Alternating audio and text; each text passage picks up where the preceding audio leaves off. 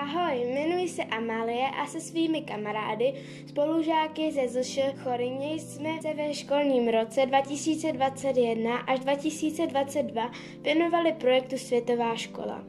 Naše škola se zapojila už po třetím. My jsme se rozhodli pomoci někomu, kdo to sám nezvládne, a to ohroženým želvám.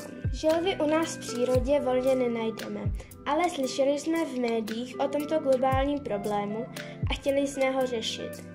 Nejprve jsme ale museli udělat průzkum, jakých druhů želv se problém týká, kdy se nacházejí, jaká rizika jim hrozí a jak jim můžeme pomoci my. Sestavili jsme zapálený tým ambasadorů z žáků 5. ročníku. Náš tým: Daniela, Verča, Eliška, Adrian, Štěpán a Luboš. Tým postupně během roku sbíral informace o želvách i možnostech, jak jim pomoci, a seznamoval s problémem mladší spolužáky. Téma Chráníme želvy se stalo součástí naší školy.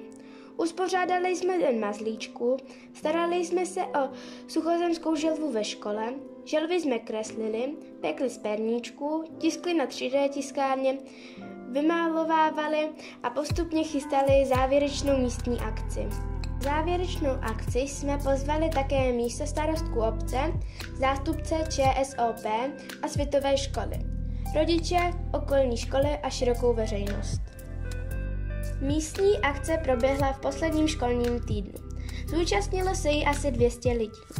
Ambasadoři svým vystoupením všem představili svůj projekt Světové školy Chráníme želvy. A ve stánku prodávali želví hamburgery, želví perníčky a trička s vlastním návrhem na ochranu želv. A jak to dopadlo?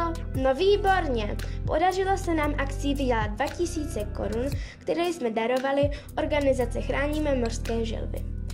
Ta se věnuje ochraně vysoce ohrožených karet pravých na 2 ostrovech v Indonésii. Zaplatili jsme na týden místního ochranáře a ještě další snůšku vajec před pytláky. To znamená, že jsme možná zachránili až 1300 krásných malých želviček. Moc nás těší, že se naším projektem o problému ohrožených želv dozvědělo hodně lidí. Že jsme proto udělali něco, co jsme chtěli udělat a udělali, protože my chráníme želvy. A co vy?